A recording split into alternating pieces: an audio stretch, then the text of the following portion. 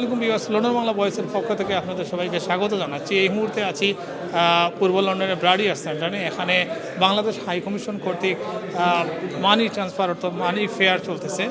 এই money transfer company যতটা money transfer company এখানে রয়েছে প্রায় সবগুলোকে নিয়ে এই ফেয়ারটা চলতেছে। উদ্দেশ্য হচ্ছে বৈধ পথে কীভাবে রেমিটেন্স আরও বেশি পাঠানো যায়। তো আমরা এখানে অনেকগুলো মানি ট্রান্সফার কোম্পানির সাথে কথা বলেছি। বিশেষ করে সাম্প্রতিক একটি মানি ট্রান্সফার এজেন্ট গ্রাহকদের প্রায় £250,000 নিয়ে উধাও হয়েছে। সেই বিষয়টি আমরা তুলে ধরার চেষ্টা করব এবং কীভাবে গ্রাহকরা সঠিকভাবে বৈধ পথে এবং কি কি বিষয় দেখে তারা মানি ট্রান্সফারে পয়সা ছাড়বেন সেই বিষয়টি তুলে ধরার চেষ্টা করব।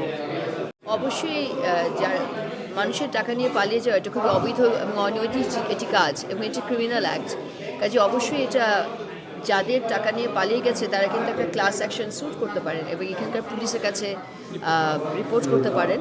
কাজে আমি সেটাই বলবো যে এটা আইনের আশ্রয় নিতে হবে এটার জন্য, বা এদের সংশ্লিষ্ট সংস্থাকে রিপোর্ট করতে হবে। যাতে অ্যাডভাইস করি সব সময় আর কি, আপনি যেই লোকাল এজেন্ট বা যেখান থেকে টাকা পাঠান যাতে আপনি ওইখানে গেলে আপনি একটু দেখবেন ওরা কাদের মাধ্যমে টাকাটা পাঠায় কি তারা কিন্তু এখানে দেখবেন অনেক সার্টিফিকেট থাকে।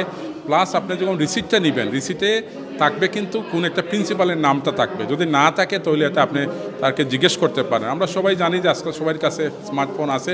আপনি একটু ওই এজেন্টের নামে যদি সার্চ করেন FCA-তে, যে ফাইন্যান্সিয়াল কন্ডাক্ট অথরিটিতে, বা তুমি দেখতে পারবেন ওরা রেজিস্টার আছে কি না বা তারা কার এজেন্ট এটা কি। দুঃখজনক হলেও হয়তো সত্যি যে আমরা রিসেন্ট যে খবরটা দেখলাম আর কি, যারা আমরা টাকা পাচ্ছি তাদেরকে একটু সচেতন হতে হবে, বুঝলেন, সচেতন হতে হবে ওই সেন্সে যে আপনি যে রিসিপ্ট নিচ্ছেন আসলে কাকে আপনি ক্লেম করবেন। হ্যাঁ, অবশ্যই ক্লেম করা যায় যদি আপনার কাছে যে রেজিস্টার যে প্রিন্সিপাল যেগুলো আছে আমরা মানি ট্রান্সফার, যদি তাদের লোগো থাকে রিসিপ্ট থাকে তো ওরা কিন্তু তারা liable to pay your transaction. কিন্তু আনফর্চুনেটলি আমি শুনছি ওটা কোনো ধরনের কোনো ছিল না। এটা একটু খেয়াল রাখবেন। বাট লিগালি যদি আপনি কোনো কোম্পানির মাধ্যমে টাকা ছাড়েন you are 100% will not be victim, কারণ আপনার প্রিন্সিপাল ওই এজেন্টটা যার থাকবে সে আপনার টাকাটা ফেরত দিতে হবে। কারণ এটাই হচ্ছে আমাদের কন্ডিশন। আমরা যারা licence holder, main licence holder, যারা আমরা রেমিটেন্স পাঠাই বাইরে দেশে। রিসেন্টলি শুনেছেন যে একটা এজেন্ট গ্রাহকদের প্রায় মিলিয়ন বা £250,000 উধাও হয়েছে। এই ঘটনা গ্রাহকদের মধ্যে বৈধ পথে বিরূপ প্রতিক্রিয়া ফেলতে পারে। আমার তো সেক্ষেত্রে যেটা সন্দেহ সেটা হলো আসলেই উনি কোনো বৈধভাবে টাকা পাঠাতেন কি না।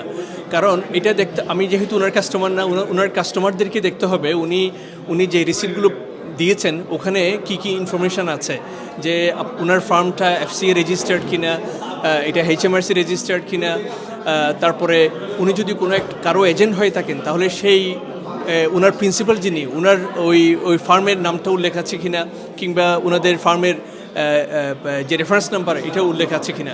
এখন যারা টাকাটা পাঠিয়েছেন এবং এখন পাচ্ছেন না, সেক্ষেত্রে আপনারা FCA-তে যোগাযোগ করে এটার ব্যাপারে ব্যবস্থা নিতে পারবেন। শুনছেন কোনো এজেন্ট মানুষের প্রবাসীদের টাকা নিয়ে উধাও হয়ে যাচ্ছে।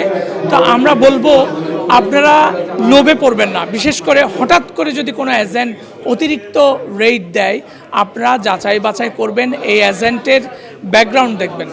আপনারা একটা কোম্পানির ব্যাকগ্রাউন্ড না দেখে টাকা যদি পাঠাতে চান, হঠাৎ করে টাকা রেট যখন বাড়িয়ে দেয় তখন এই লোভনীয় অফারগুলো আপনারা না নিয়ে আপনারা অবশ্যই কোম্পানির ব্যাকগ্রাউন্ড দেখবেন।